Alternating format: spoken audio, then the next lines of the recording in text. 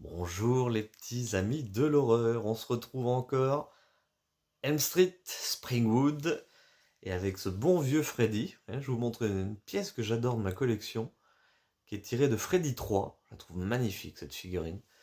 Mais bon, c'est pas le sujet aujourd'hui bien plus grave, on parle de Freddy les Griffes de la Nuit, le remake de 2010, qui est une vraie purge à regarder. En termes d'écriture, c'est inintéressant, je trouve ça bâclé.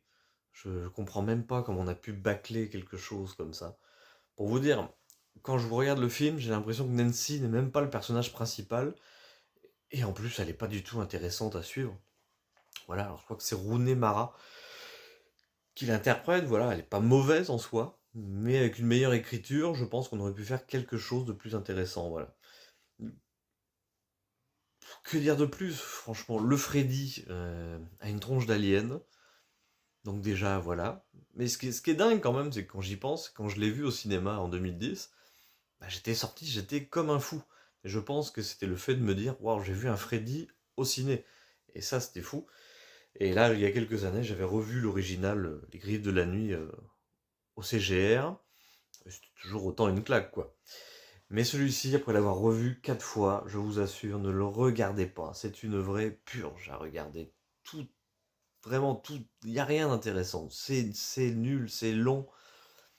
Il y a des effets spéciaux. Il y a une scène, vous voyez, dans l'original, il y a une scène, un moment où Freddy, pendant que Nancy dort, il est au-dessus et il est en travers le mur presque. Enfin, il est pas vraiment à travers le mur, mais c'est comme si le mur devenait tout mou. En fait, c'est super bien fait.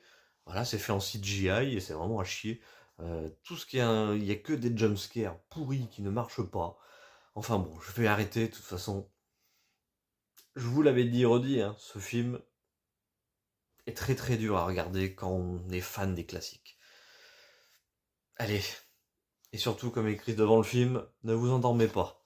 Mais ça c'est dur, hein. Ouf. Allez, à bientôt les amis.